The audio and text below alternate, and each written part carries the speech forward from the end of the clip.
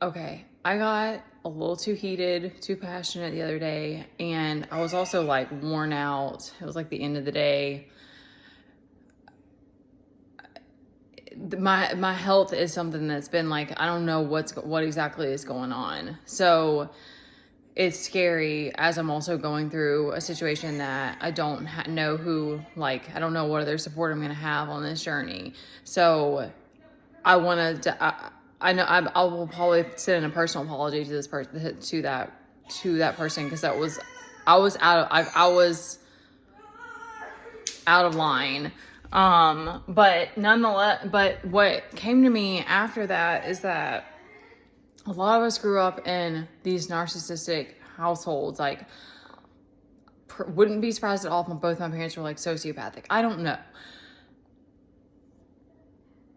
And so a lot of us develop, you develop this identity and this personality type because of that. And a lot of us just in some way or another, like, control became the thing that kept us safe. It's like, if I can control my temper, if I can control my mood, if I can like show up a certain way, I'll be safe. And that was for real. Like, there was a period of time, because that, like, when you're a baby and you're cute and all that, and my mom still says this, she loves babies, but she was like, I didn't know what to do with y'all after you were babies. And that probably was one of the few honest things that she said, because it was like, that's probably for real for a lot of parents, is they were like, I never matured past 5, so I didn't know what to do with you. Like, they never healed past that point. So anyway, but it's not keeping us safe. Like,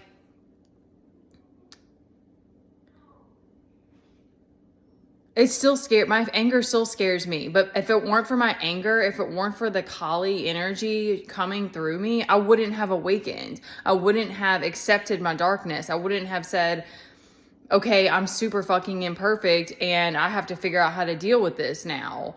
And that also, like, it allows this expression to come out of you, and like all of the pain that you go through, you can like make art with it, or you can scream it out or dance it out or something. You're helping your inner child find you again. You're helping like yourself to like not be trapped, because I'm considering, because like I'll post these pictures and then like sometimes I go back and forth, because I'm like, I want to be like, and then like this one girl that I started following recently, she's like, the divine feminine is demure and all this. And I'm kind of like, man, fuck that. Like, yes, there's an element to that. Like, sure. Like, it's beautiful women that are like modest, and I still grapple with this, but it's like, I have so much fiery energy, and I'm not always in this space. Like, I can be like calm, and stillness is a huge part of like everything. It's beautiful, but like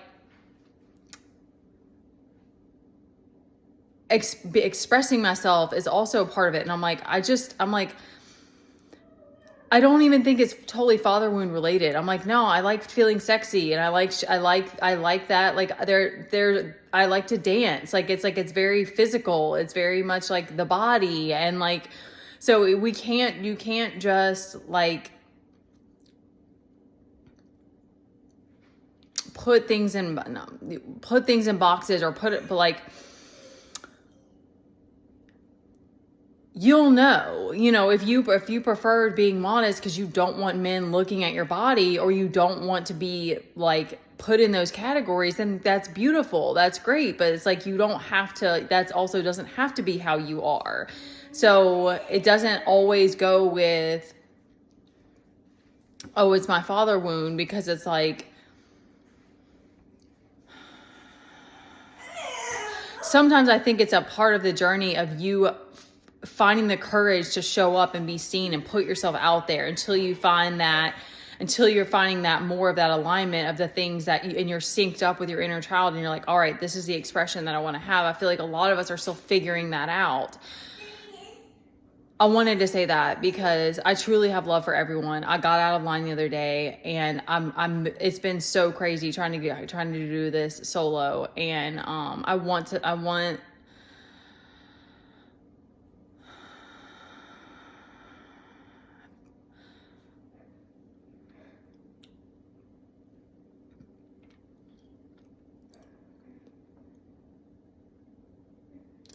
I'm just going to stop it here with saying, because I was hoping I could do it under 5 minutes, but I didn't make that mark.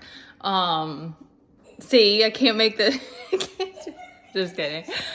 I may look back. I don't think I'm going to have regret. Like I may look back and be like, because I've never, anyway, and even women, there's a lot of girls that I follow and I'm truly inspired by who worked in the sex industry.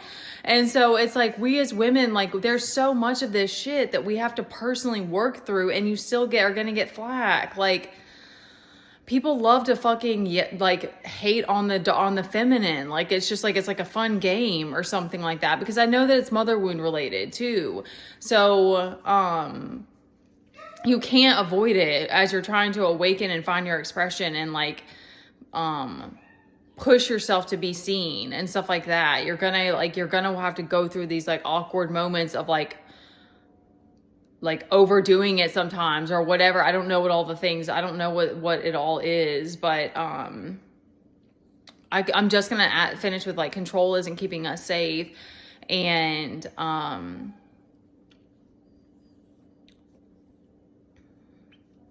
I think this is just me personally. I think that showing yourself, like when women, I don't give a fuck. I really don't, if it's narcissistic or not. Like, if I decide later that there are times where I like being modest, and I think it's beautiful. And I know that just doing things for attention and validation, I know that's not what I want to do. But I think women showing off their bodies or showing off feeling beautiful, I can't put it into words. It's beautiful. It's empowering. It's inspiring. It's like, it's your body, your vessel, it's you. So why would you not want to show it off?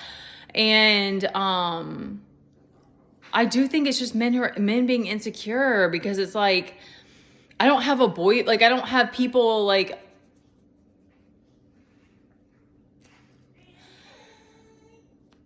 I know the times that I've done I've not done like so full nude, but I've done like partly nude. I know there's been a couple of times where I've got like a crazy amount of comments, and